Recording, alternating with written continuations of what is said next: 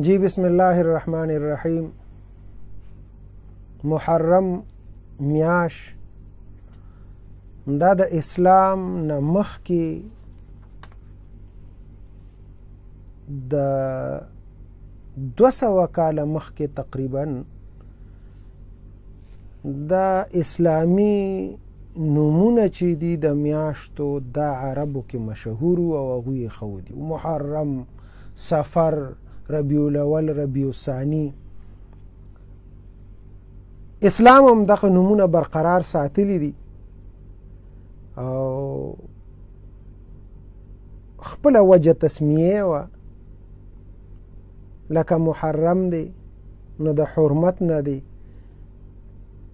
د اسلام نه مخکې کافرو په دې میاشت کې د دې میاشتې حرمت ساته او جنگ جګړې به نه کولې، ځکه یو جنگجو قوم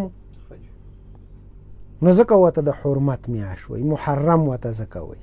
لکه دې پسې سفره ده نو سفر ته سفره ځکه وایي چې د یمن کې به د عربو منډۍ لګولې، هغې ته به سفریه وي، هغه منډو نوم سفریه و. نو د هغې په مناسبت باندې هغې ته به سفره وي.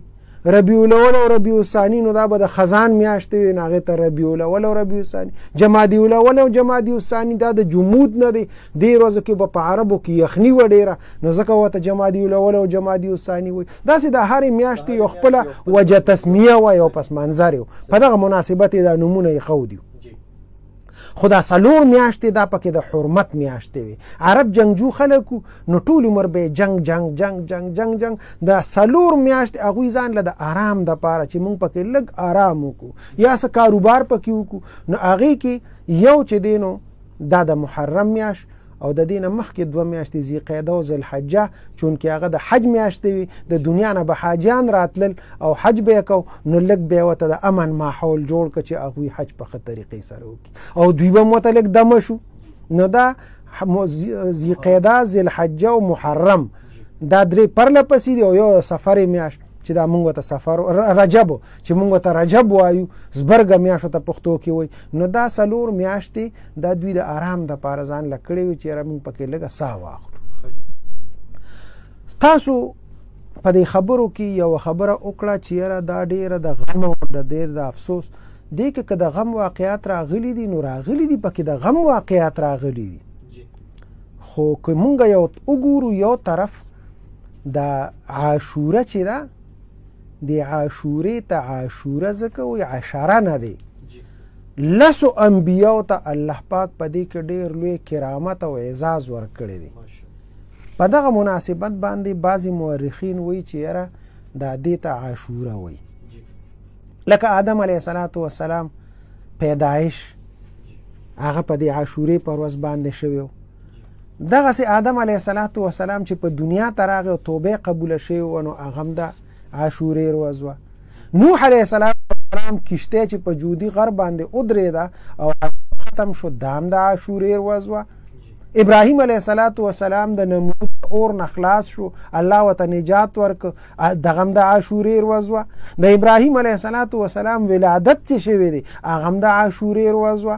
موسی علیه السلام او قوم بني اسرائیل چې الله د فرعون نه ورته نجات ورکړ هغه هم د عاشورې ورځ وه. ایوب علیه السلام 40 کاله که تقریبا څومره هغه بیمارو، الله ورته شفا ورکړه، چې په کومه ورځ یې شفا ورکوله هغه هم د عاشورې ورځ وه. یونس علیه السلام 40 ورځې تقریبا دا د مئی په ګیډه کې تیره کړې وي، په 4 تیارو کې ګیرو، هغه 4 تیارو نه الله پاک خلاص که، هغه هم د عاشورې ورځ وه چې مئی د سمندر غاړې ته وغورځو. دغه رنګ عیسی علیه السلام پیدایش او د هغه اسمان ته بره ختل دا هم د عاشورې په ورځ باندې شوي دي. سلیمان علیه السلام ته الله بادشاهت ورکړو، هغه داسې بادشاهي غوښتې وه چې داسې بادشاهي په مخ د ځمکې یا الله تا بل چاته نی ورکړې، دغه بسې بادشاهي ماله راکړي. نو هغه بادشاهي چې ورکوله په اوچ او په لمده نو الله پاک هغه هم د عاشورې ورځ وه. د هغه پلار حضرت داود علیه السلام توبه چې الله قبلوله څه خطا ترې شوې وه هغه هم د عاشورې ورځ وه. دا 10 پیغمبرانو ته خدا اعزاز الله ورکړی دی، په دغه مناسبت دې ته الله دا مقام ورکړی دې ورځې ته. دا څه نورم تاریخي روایات دي لکه د اسماعیل علیه السلام پیدایش، هغه هم د عاشورې پر ورځ شوی دی. دا ځمکه اسمانونه او دا قلم چې خدای پاک پیدا کړی دی، نون والقلم قرآن کې چې الله د قلم ذکر کړی دی چې دا خیر او شر پې لیکلی کېږي، دا خدای پاک د عاشورې پر ورځ باندې پیدا کړي دي. دغه رنګې د حضرت پیغمبر علیه الصلاة والسلام او د حضرت خدیجه رضی الله تعالی عنها نکاح چې شوی وه هغه هم د عاشورې په ورځ باندې شوی وه. لومبې په دې مخ د ځمکه باران رحمت چې شوی و هغه هم د عاشورې ورځ وه. دغه رنګې قریش د هغوی دا طریقه وه چې هغوی به د بیت الله شریف چې کوم آغاز یې کو چې بیت الله شریف باندې دا غلاف اچي هغه عاشورې ورځ وه. نن سبا په یکم محرم اچي تقریبا ما دې ځل لو کتل په یکم محرم باندې د هغوی طریقه ده چې عربو چې هغوی غلاف. دغه رنګې دا ټول واقعات شوي دي. اوس په آخره کې چې دی نو د کربلا واقعه چې راغلی ده هغه یو د غم او د درد واقعه ده، نو هغه هم په دې ورځ باندې راغلی ده. نو د عاشورې ورځ ته د عزت او اکرام دا د کربلا نه دی میلاو، دا مخکې واقعات هم په دې ورځ باندې شوي دي. او غم مسلمانانو له پکار دی. موږ ته د شریعت دا حکم دی چې تاسو به 3 ورځې غم کوئ، د 3 ورځو نه زیات غم به نه کوئ. د کربلا نه سخت واقعات راغلي دي. د کربلا واقعه یقیني او ډیره دردناکه واقعه ده، لکه تاسو ووایئ چې ډیره دردناکه وه. د حق او د باطل پهچان پکې شوی دی. او کومې دردناکې واقعات چې شوي دي نو په هغې کې یوه دام وه.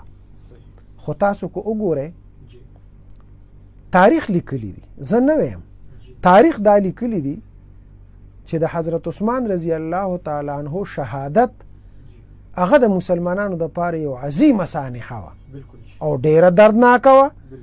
ځکه دردناکه وه، د کربلا نه زیاته دردناکه وه. او دردناکه ځکه وه چې په کربلا کې امام حسین رضی الله تعالی عنه او د هغه ملګري خو کمزوري وو. وګوره که نه، بېوسه بېکسه یو قافله وه او ظالمان راولګېدل او هغوی یې مړه کړل، شهیدان یې کړل. هغه خو کمزوري وو. حضرت عثمان رضی الله تعالی عنه خو خلیفه وو او که غوښتلې نو باغیان یې سره هر څه کولی شو.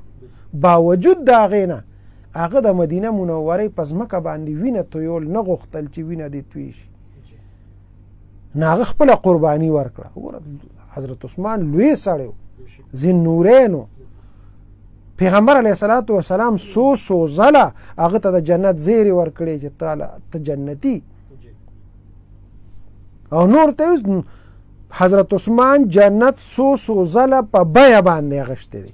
الله دومره لوی مقام هغه ته ورکړی. هغه خپل شهادت مخکې کړ او د مسلمانانو جانونه محفوظ وساتل، د هغوی وینه محفوظ وساتله. غټه د غم چې هغه سره طاقت مو وسې مو او هغه شهادت خپل ورکړ. او نو دا واقعه زموږ دپاره ډیره غټه ده. د حضرت عمر رضی الله تعالی عنه شهادت هغه د عالم اسلام شهادت و. د اسلام الله جون ورکړی دی اسلام ته او اسلام ته ترقی ورکړی ده، حضرت عمر د برکته یې ورکړی ده. نو داسې د هغوی شهادتونه هغه د دین هم ډېر زیات دردناک. نو خاص دې پورې تړل عاشوره نه ده پکار. تاریخ په مسکو نه باقي امام حسین رضی الله تعالی عنه او د هغه مرګرو سره چې کوم ظلم شوی دی، زیاتې شوی دی، یقیني هغې باندې د عالم اسلام نه بلکې د دنیای کفر هم په هغې باندې ګوته په خوله دي چې آخر داسې ولې شوي دي. خدا ده چې تاریخ په نه مسخ کوو. عاشورې ته د عزت او اکرام چې میلاو دی نو دا د دې واقع نه مخکې او بلکې د دنیا د جوړېدو سره سره دې ته خدای پاک یو عزت ورکړی دی. بالکل قدرمنو کتونکو اوریدونکو تاسو د مولانا صاحب ډېر زرینو خیالاتو اظهار واورېدو.